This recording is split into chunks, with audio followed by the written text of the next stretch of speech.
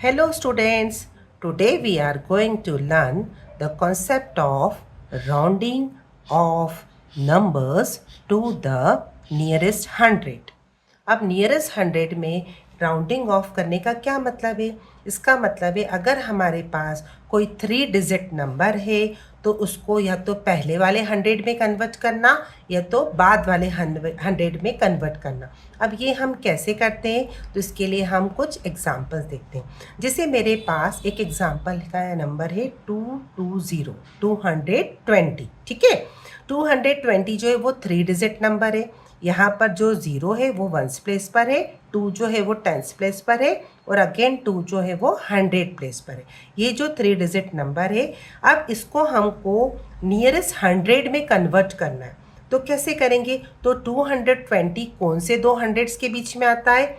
200 और 300, मतलब 220 के पहले कौन सा 100 आता है? 200, और 220 के बाद में कौन सा 100 आता है? 300। 220 जो है वो 200 और 300 के बीच में आता है। तो अब ये पहले वाले 100 में कन्वर्ट होगा कि बाद वाले 100 में कन्वर्ट होगा? तो इसके लिए हम इसकी टेंस प्लेस देखते हैं। क्या देखते हैं? Tens place. टेंस प्लेस पर जो नंबर है वो अगर 1, 2, 3 या 4 होता है तो वो राउंडिंग डाउन मतलब पहले वाले 100s में कन्वर्ट होता है। और अगर टेंस प्लेस जो नंबर है वो 5, 6, 7, 8 या 9 होता है तो राउंडिंग अप होता है, मतलब वो बाद वाले 100 में कन्वर्ट होता है। अब 220 के केस में यहाँ पर क्या है? 2 है, तो ये पहले वाले 100 में कन्वर्ट होगा, मतलब ये होगा कन्वर्ट 200 में। ठीक है। नेक्स्ट एग्जाम्पल देखते हैं हम 360।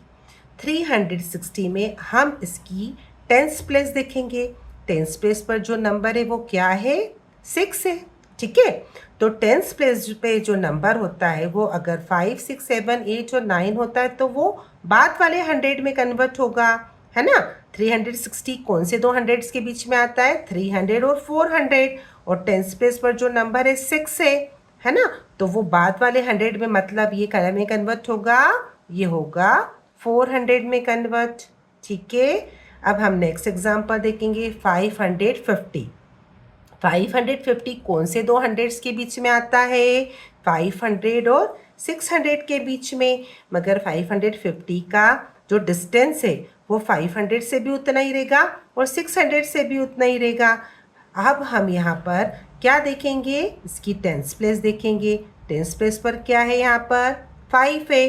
तो जब टेंस प्लेस पर 5, 6, 7, 8 या 9 होता है तो वो राउंडिंग अप होता है। राउंडिंग का मतलब बाद वाले 100 में कन्वर्ट होना। तो 550 कौन से 100 में कन्वर्ट होएगा? वो होगा 600 में कन्वर्ट। ठीक है। नेक्स्ट एग्जांपल हम देखेंगे 470। 470 कौन से दो हंड्रेड्स के बीच में आता है? 400 और 500 के बीच में आता है। ठीक है। अब इसकी जब हम टेंस प्लेस देखेंगे, टेंस प्लेस पर क्या है? टेंस प्लेस पर है 7। तो जब टेंस प्लेस पर 5, 6, 7, 8 या 9 होता है तो वो बाद वाले 100 में कन्वर्ट होता है। तो 470 कौन से हंड्रेड्स के में कन्वर्ट होगा? वो होगा 500 में कन्वर्ट। ठीक है। आया ना आपको समझ में? I hope you understood the concept of rounding off numbers to the nearest 100. Thank you. Have a nice day.